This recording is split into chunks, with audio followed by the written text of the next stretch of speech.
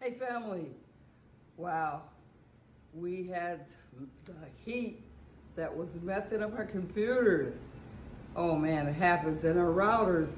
But we are on again tonight for part two, and hopefully we will have no trouble. And I know we won't, but we still are giving this book away, My Global Journeys in Search of African Presence.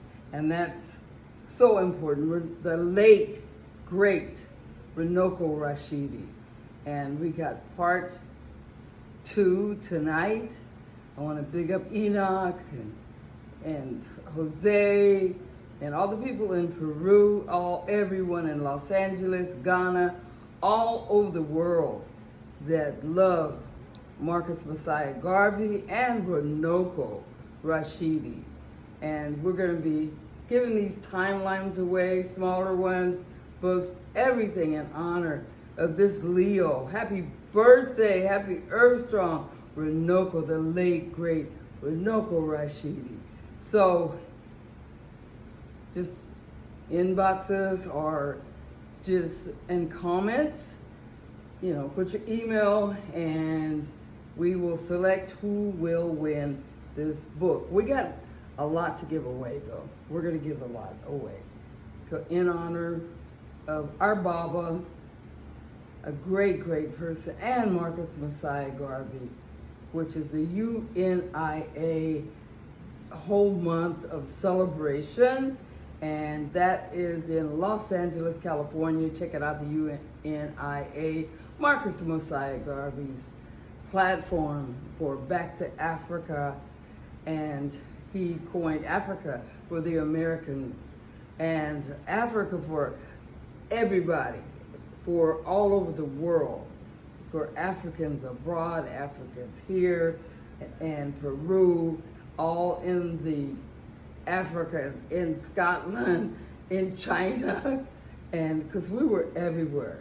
So Africans for the Africans, those at home and those abroad. Runoko, we love you. Marcus, our father, thank you for leading us to victory. And we will not stop until we win.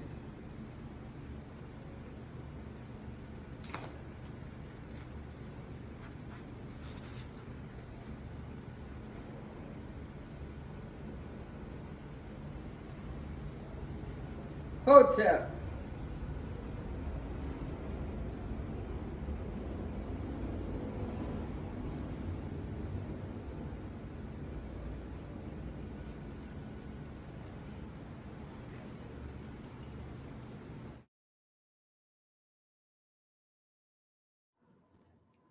We were talking about your project and one of the things that you were working on with him, and that was the scrolls. Tell us about that. Yes. Can I show Yeah, let's do that. screen share? Yeah, yeah, ready. Okay, and then I can show some of the projects, some of the ones that we worked on, and even the ones he helped peer review. Oh my God. Let's see. Can you see that? Yes. Can you see it? Okay, so this right here, of course, Renoko, me, and LeGrand Clegg at the Crest Center right there after giving, well, all three of us gave a lecture. This one may have been after we did I'm gonna get to that part. This is a little bit after, remember when they brought the King Tut exhibit here to Los Angeles Yes. in what, 2018 and early 2019? Right. LeGrand arranged for us to take Compton Unified School District to because we were protesting the King Tut exhibit because of misappropriation of the African Right. culture of the culture. And so after that, we did take a tour there, the Compton Unified School District, and each one of us took a group in. Renoka took a group, I took a group. Professor Salim Faharji out of Dominguez College, University, Dominguez Hill University, and another brother named Cliff, who's who teaches the Made Nature here in Los Angeles. Right. But let us go into your papyrus too, because that is like, if people should see that, what you're working. Yes. And well, that's what I was going to do. I was going to tie it in. Okay. Yes, ma'am. So when we would take the tour, we had. Yes, ma'am. You're cut in and out. It's. So we're still cutting. How are you now? We're good. Okay. Yeah, you're good. So we would. So this is the scroll right here of the first one that I done, and Runoko peer reviewed it, and his name's on it, as you can see right here, with the assistance of Dr. Runoko Rashidi. I was connected to him through the Crest Center because I'm a member of the Crest Center, and so is our brother Runoko, and we both give lectures there. He liked this scroll, and so he helped peer review it, fact check it, and then his name came on it, and because he liked it, he wanted to work with me to do some. We talked. He picked my brain, and he wanted to do some other projects because this brother had like over 500,000 images of what he took, images of our people everywhere on this planet, like I say, including Africa. And so when we did go to that King Tut exhibit, we had these scrolls with us. We had a big 10-foot one, So here is the first one, how we that I started with on the scrolls. Nile Valley civilization in chronological order. This has over 2,000 years of history. And here's another version, as you can see, and his name's on it as you see right down here, a black version. After this scroll, Runoko got with me and he said it was 2019 came up, and it was going to be the 400-year anniversary from when our ancestors was kidnapped, stolen out of Africa by the Grandmaster terrorists, the colonizers. I say Grandmaster terrorists because our people was stolen, kidnapped, and our human rights violated, and then brought here to America, and we know that Plymouth Rock landed on us and probably still on us. And that was was supposed to be a 400-year anniversary. Not only that, we know that our brother, Dr. Ivan Van Sertima, which Dr. Runoko was, that was his partner, and they worked together, Dr. Ivan Van Sertima. And that was also his jegna, what people call mentor. And that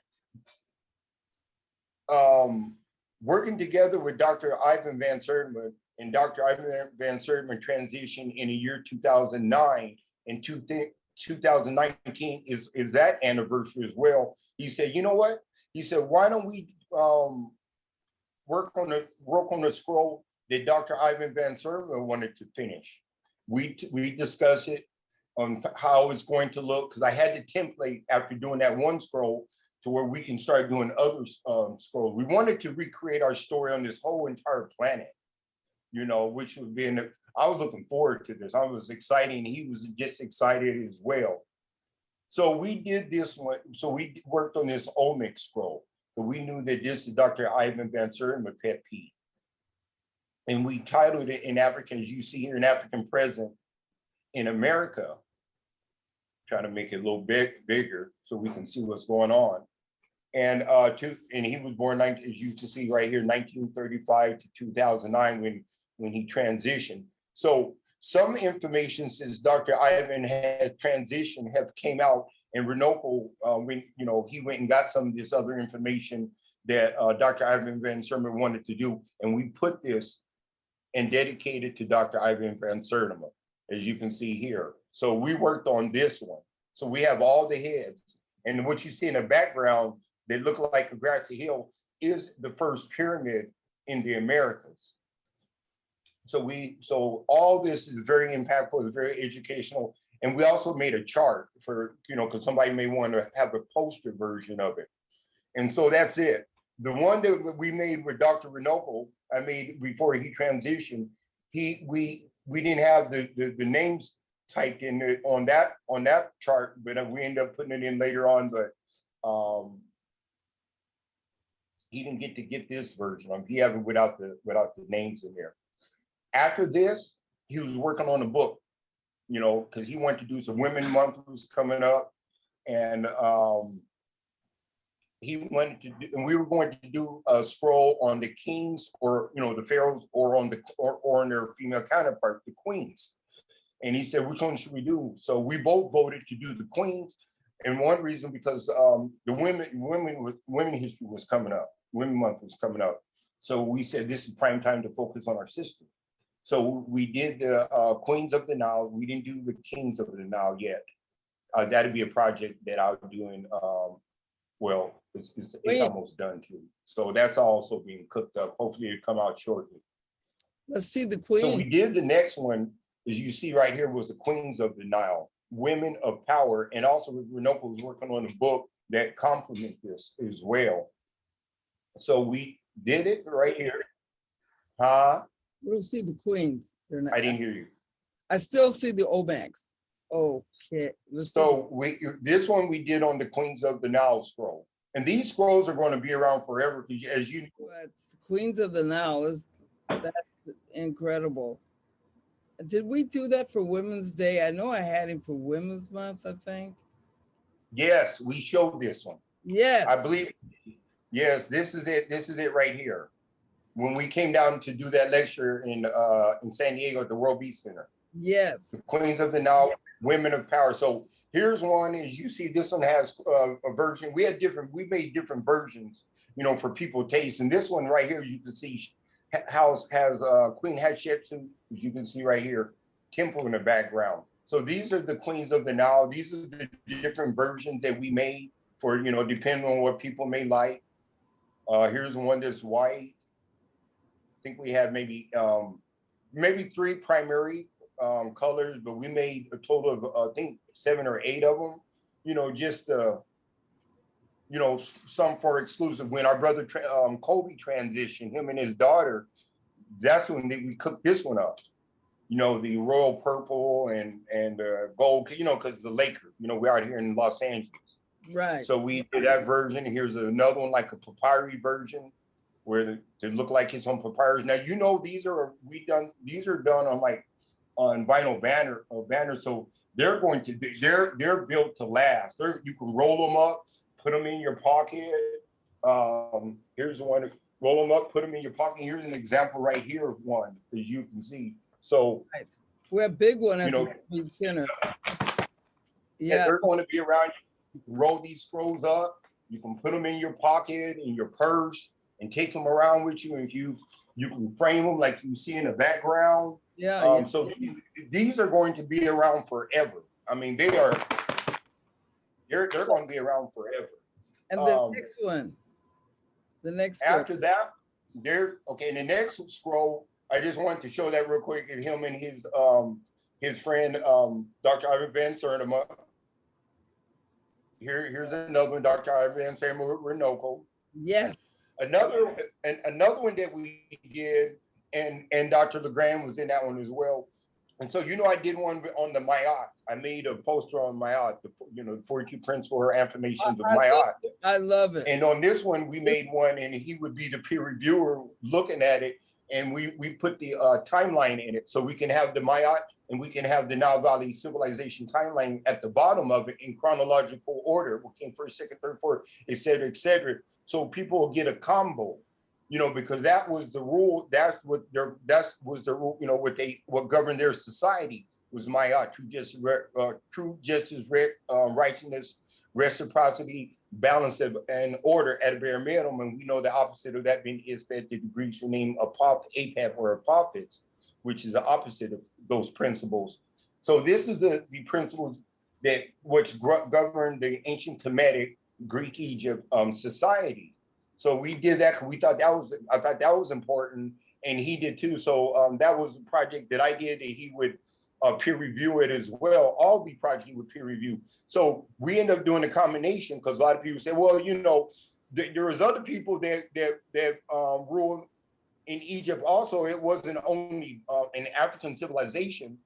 And so I showed between African independence, as you can see here, and did a scroll between African invasions when the colonizers came in chronological order, and they discombobulated the cultural, the culture reality. So you can see right here that we did in chronological order, and it has started with pre-dynastic. It had the 4 different golden ages, and it even has the 3 intermediate periods of uncertainty when it's not unified, the 42 city states. Because we learned that the ancient Kemet or Egypt had 42 city states that they call nomes or sapats. And so here's when the African people, when they governed most of their society, there was a little glitch we know that happened with the Hyksos, the Hyksos, and the Berbers of the Libyans. They tried to they invaded the Delta and tried and took over for a while, and then worked with outsiders to help control the African society. And so after the 25th dynasty, which we know the 25th dynasty is a Kushite dynasty, because we learned that ancient Kush and ancient Kemet was a homogeneous culture. It was a continuation of the same thing, Kush being the mother. And then the second scroll that I called post-Pharaonic Egypt, and I would again talk with Runoko even about the title, post-Pharaonic, after the Pharaonic era. This has the chronological order, as you can see, in those invaders. A lot of people say, well, how did we fall if we had all that? And then we'll see that it didn't happen overnight, like Dr. Chancellor Williams talked about in The Destruction in African Civilization, in other books as well. And we can see in chronological order what happened to us. You see the Syrian, Persian, the Greeks, and we know when the Greeks came in, that Egypt is their narrative, Greek Egypt. And then later on, we see that the Romans and then the Arabs. And matter of fact, I use this to teach in my Friday night class as well, using this and even the map in the General History of Africa, Volume 2, out of the Crest Center, Ancient Civilization of Africa. I'm saying it because I would talk about this with Runoko, because he was part of the Crest Center, because he wouldn't pick nobody to do a lecture with here in LA but me. And I'm not bragging on that. And so I had to make sure that I did not do anything that would embarrass me, him, or even our people at a greater large. So I was very critical. He didn't play. Yes, ma'am. He didn't play. No. No, he didn't. No, you don't play either. Neither do you. He's a Leo. He don't play. You don't play either. Both of you. He had to trust you. Yeah. First of all, when he came in, because he has all this knowledge and he didn't want it ripped off by anyone. And he came in, he was very serious, very, very serious, no joke, brilliant person. So what about this other? I'm tired of seeing them Romans and them guys in Congress. But here we go. Here's another one that we had a peer review. So since because we're trying to make a study tool so our people can have something to learn about our history prior to colonization. Because here in America, when we talk about it, it seemed like people are talking about our history started during slavery. No, that didn't do anything but interrupt African history. And so when talking about the Nile Valley, I made a map because I'm also a geographer. And so, I have back degrees in geography as well. We're minors. And so I created this this map right here so we can see the terrain of the orientation of how the people look at it. But what I did with this, and Runoko will peer review it as well and look it over, and others have to peer review it because, like I said, just to make sure that it's bulletproof and it can defend itself, that it's not up for debate, that the product can defend itself. Me, that's a different situation, but the product, So I created this map of the train and we talked about it. So this is one of the ones that is being cooked, to come out, and then I'll move on. When working, another one of our mutual friend is LaGrange Clegg out of Compton. You know, he's also world renowned, just like Dr. Runoko, and he's also the president of the from the ASCAC on the West Coast. And those that know LeGrand know that his pet peeve was on the 18th dynasty. And so he would call me and I would go into Compton Unified School District with him because he was also the mayor of Compton. He got a couple law firms there, one in Compton, one here in Long Beach, where I'm at right now, where I reside at. And so we would go in and we would do presentation for the children, you know, K through 12, on ancient Kemet, ancient Egypt, and on the 18th dynasty. And so Runoko was like, Enoch, why don't you and LeGrand take your presentation and convert it into a scroll, and you know, working with LeGrand. And that's how this came about. I was going to put in honor of LeGrand, but LeGrand like, you already, I want you to put it out there. And so I would talk with Runoko, let him know what LeGrand said, and he would talk to LeGrand, and he said, okay, well, anyway, so they both helped peer review it and others. And so this is the first ever of the 18th dynasty. We know that's a very popular dynasty because it has what?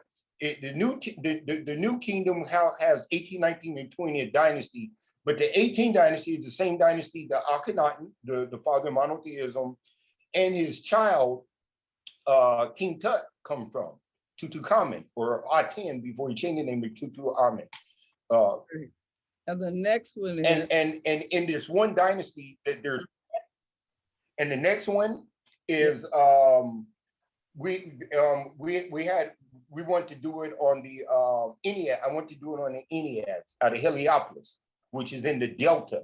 And in the Delta, one of the city states is called On. The Greeks call it Helios, the city of the sun, right? And in that creation story, they talk about Ra, and they talk about how they and his they talk about that Genesis, Ra and how his and Ra's offspring. However, it really doesn't bring too much of the feminine aspect of it. So I always would pair the masculine and feminine deities or forces of nature. I wouldn't really say they call them gods. In English, they call it God. So that is it. And this one had the male and female counterpart. And I just want they call them. Excuse me, Enoch. I'm sorry. Yes, ma'am. What do they call them instead of gods?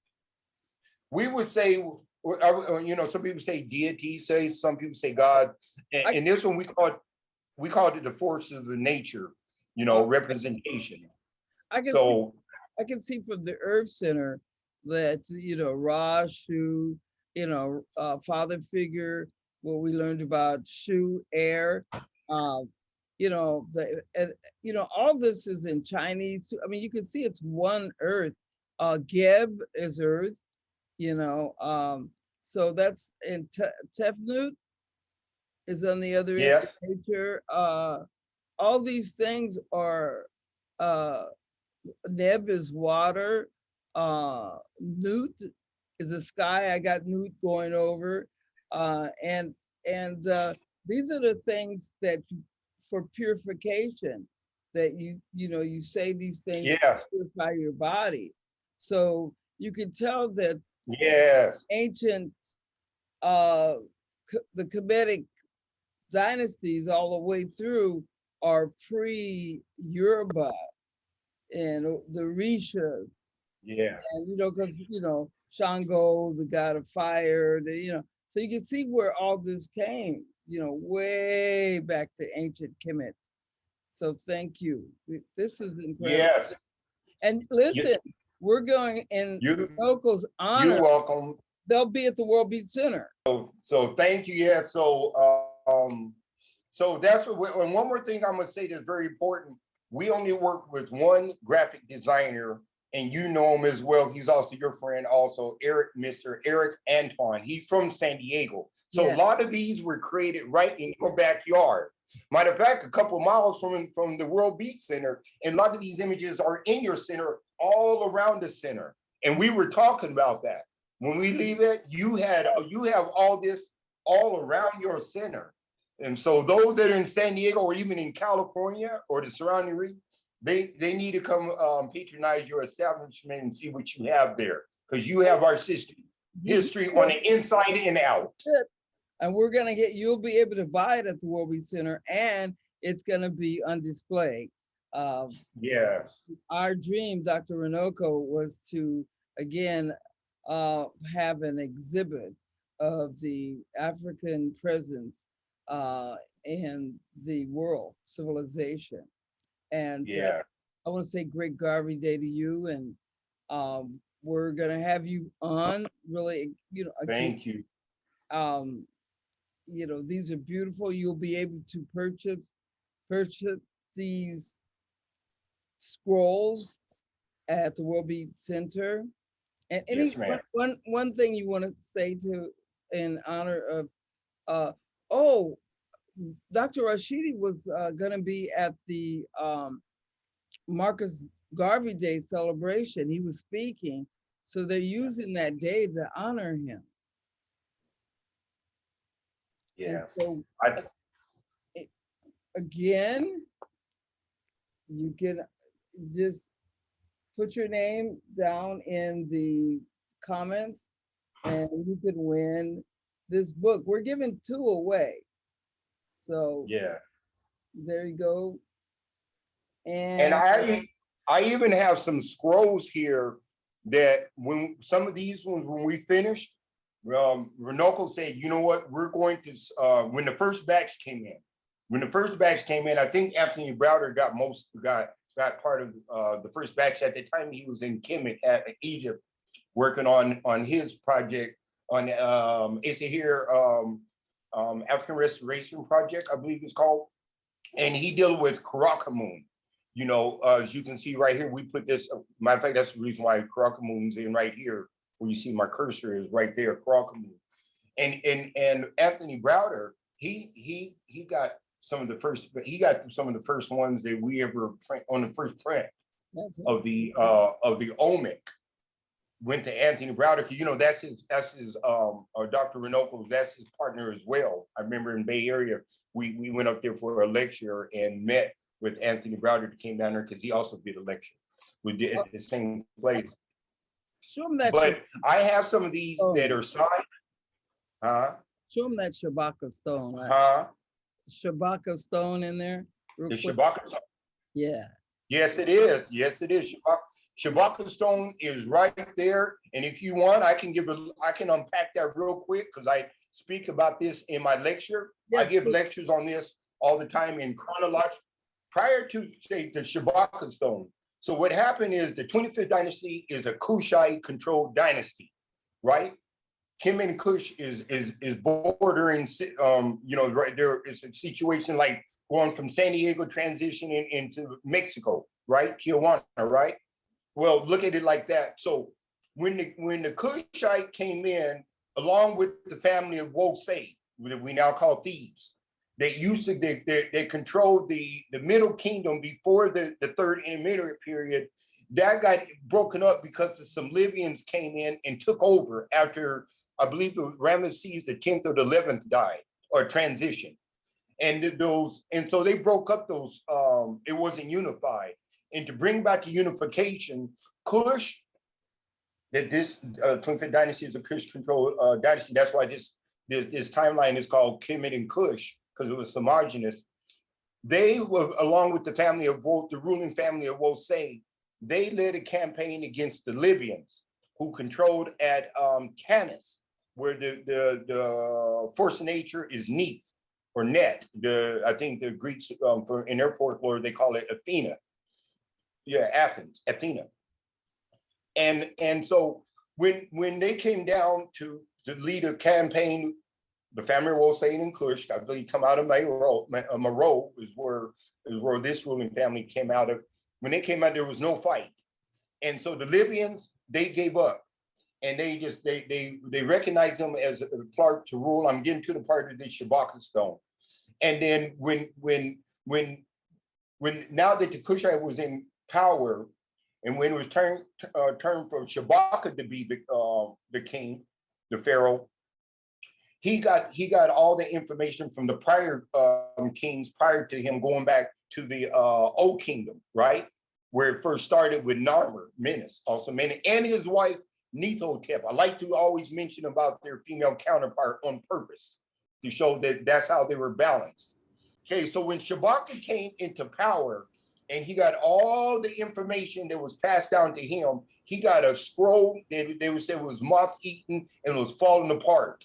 And what did he do? He knew that the information in it was so significant that he had it engraved in stone. Because if you put it in stone, plus that was during the Stone Age. The first dynasty was the Stone Age, known as the Old Kingdom. This is the height of the stonemasons. And so they carved that into this stone right there. It didn't look like this though, because later on down the road, things happen and it get broken and it get lost. But it was put in this, and then they rebooted back. They called it revival because it was revived where? Back to where the Old Kingdom was. And during the Old Kingdom, during the first dynasty, we know that the headquarters was like we had the headquarters and seat of administration in Washington, D.C. Their version was at Mennefer, that we call Memphis. What is the forces of nature there? Ptah, Sekhmet, and the child Nefertun. That was the triad there, and the origin of the triad. And so this was put back in there because they were trying to reboot it back. Yes, ma'am. You got a wealth of knowledge, and I want you to come down and, and really when we put this all up in our new exhibit dedicated to Runoko, can you tell, I wear this all the time. So can you talk about the, threat there? Yes, Ra. Ra. Yes. So here we go right there. So what you have right there, let me go to the map and I'll show it because he's on the map. Yeah, that's so Ra. We invented, they say astronomy. We got to talk about that, the digital calendar and astronomy. We have it up at the WorldBeat Center. So go ahead. Yes. We're going to come out of here. Okay, so what you have right there is Ra, which is this is Ra right here, and so until the New Kingdom, it became Kabaza with Amen. It was called Amen Ra, but Ra is at Heliopolis. On the people call it On, and it's in the Delta area. Okay. And every city state had their own creation story of how they express their version of the creation story. And Ra was an aspect of the sun. And so people saw, there were people to study nature, the cosmos, cosmology, cosmogony. I'm a Leo and I love that. It's the sun. That's how they said God. Yes. Well, it's the sun. That's how they said God, because they didn't speak English back then to say God. Well, me and Runoko, Von Benjamin, we're all sunbeams, we're Leos, and I want to thank you so much for being on. You're gonna, we're gonna have these scrolls at the WorldBeat Center, and they'll be around, they'll be inside, and yes, ma'am. I want to run out, but happy when Runoko said happy birthday to me, I'll put it on, try to put it on the screen. He said happy. HAPI. Like happy, but that's how they said the Nile. How people said Nile Valley. Nile, how the people said it was happy. Okay, happy. And yes, and when Runoko was out there, he was also connected working with Happy Film, Tariq Grant, and our sister Felicia Harden. Hopefully, I'm saying their name right. Okay. If not, yes. So thank you so much, Enoch. You just, I love you geniuses with all this knowledge, you make me so proud of you. So once again, up ye mighty people, Marcus Mosiah Garvey, our father, our Black Star, and Runoko had a lot of respect. That was one of his mentors and heroes, and the UNIA convention. Yes. Wave it again, one more time. One God, one aim, one destiny. Yes. Mighty people. Love you. Yes. Runoko, Love you forever. I love you forever too. Runoko, I love Yes. you. I miss you. Thank you. Yes, we do. Thank you. Thank you. Bye-bye. Hotel. Hotel. Ashe, Ashe.